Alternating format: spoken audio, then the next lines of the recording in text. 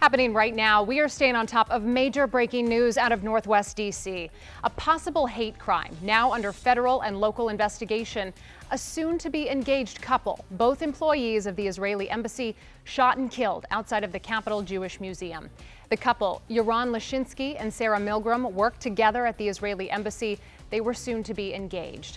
Sarah received her master's from American University School of International Service back in 2023. The young man purchased a ring this week with the intention of proposing to his girlfriend next week in Jerusalem. They were a beautiful couple who came to enjoy an evening in Washington's Cultural Center. Happening now at noon, D.C. police are saying the shooter is a 30-year-old man from Chicago who began chanting the words "Free Palestine" after that shooting. Thank you for joining us today as we work to confirm additional information for you in real time. I'm Simone D'Alba. We're bringing you team coverage this afternoon, breaking down everything we know so far and how the Jewish community is handling this tragedy. We begin with our Rafael Sanchez Cruz. He is live at the Wilson Building for us. Rafa? Yeah, that's right, Simone. Right now, setup is underway because Mayor Muriel Bowser is expected to provide an update at some point today. She will be alongside D.C. police and the FBI. Now, officials that I've spoken to tell me that investigators have been working around the clock in what they're calling an active investigation. But right now, it's still unclear what kind of charges the alleged shooter could be facing. Now, he has been identified, as you mentioned, by police as Elias Rodriguez of Chicago. So last night, Mayor Muriel Bowser calling this tragedy an act of terrorism. But the latest information from the FBI is that this is being investigated as a possible hate crime. Police say that around 9 last night, Rodriguez opened fire as a group of people were leaving an event being held at the Capitol Jewish Museum on 3rd Street Northwest, just a block from the D.C. police headquarters and the FBI field office. The event was hosted by the American Jewish Committee. Yaron Lashinsky and his girlfriend Sarah Milgram were identified by Israeli officials as the victims of the deadly attack. Video captured by an eyewitness appears to show Rodriguez yelling "Free Palestine, free Palestine" as he's taken into custody inside of the museum. Now this morning, an eyewitness describing the horrific scene that played out. Let's listen. I was walking by and a guy came up and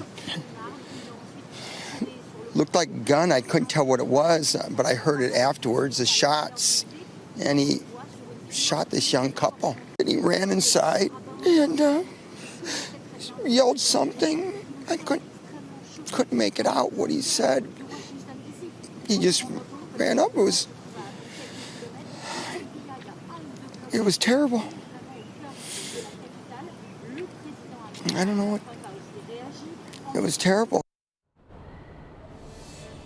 Yeah, D.C. investigators say that Rodriguez was seen pacing around the museum before the shooting. Now, a lot of questions regarding if this attack could have been stopped. And actually, D.C. Police Chief Pamela Smith addressed some of these concerns. She said they had no intelligence indicating that Rodriguez planned to carry out the alleged shooting. She also said that he didn't have an extensive background or any kind of information as of last night. Of course, we expect to get more information about this investigation today and also when he will appear in court. Now, Attorney General Pam Bondi just a couple minutes ago did speak to some members of the press, and she did say that acting U.S. Attorney here in D.C., Janine Pirro, will be heading this prosecution, this case, if charges are presented. We expect to have more details coming up, and of course, we'll have more on WSA9.com, streaming on WSA9 Plus, and this afternoon on our newscast. Simone, back to you. You know, you really feel for that witness who you spoke with, Rafa, as he's trying to process some of the shock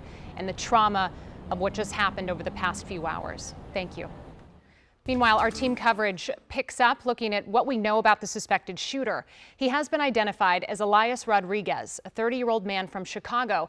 And our chief investigative reporter, Eric Flack, is here with more on that because we know the alleged shooter, again, from Chicago, Flack, but what else have you found out about his background? Yeah, Simone, we're starting to kind of piece this puzzle together. According to his LinkedIn page, which we have confirmed through his employer, Elias Rodriguez worked for a trade organization representing the homeopathic alternative medicine industry. This is that LinkedIn page. Rodriguez lists his most recent job as administrative assistant for the Chicago-based American Osteopathic Information Association. Now, 2 hours ago, the group sent me this statement. We are shocked and saddened to learn that an AOIA employee has been arrested as a suspect in this horrific crime. Both the AOIA and AOA stand ready to cooperate with the investigation in any way we can. We extend our deepest sympathy to the victims' loved ones, wishing them peace, comfort, and strength during this unimaginably difficult time. We are still working to learn more about Rodriguez's alleged motivation. Police searching Rodriguez's home right now in Chicago. The FBI said the shooting will be investigated as a possible hate crime. The moments after last night's shooting were chaotic. Rodriguez dressed in a blazer, slacks, and button-down shirt. In fact, a woman at the event told CBS This Morning she and her friend actually tried to comfort the alleged shooter, thinking he was a bystander. He was covered in rain and just looking really distressed and scared. And we were comforting him because we thought that he was just somebody out in the street looking for a safe place to stay because he heard some gunshots. And even one of my friends asked him, "Can I get you some water? Are you okay?" And he's like, "Yeah, sure, that'd be great."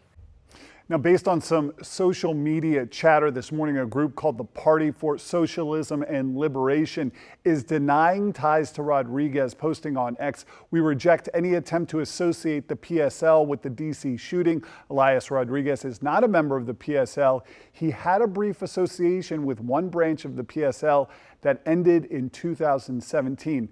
Simone, much more to be learned in the hours and days ahead, hopefully, with that update. Rafa is standing by for soon. Look, we certainly appreciate you helping us break down what is fact and what is just chatter on social media, because there's a lot intersecting right now. Yeah. We appreciate your reporting for us, Flack. Thank you. Okay.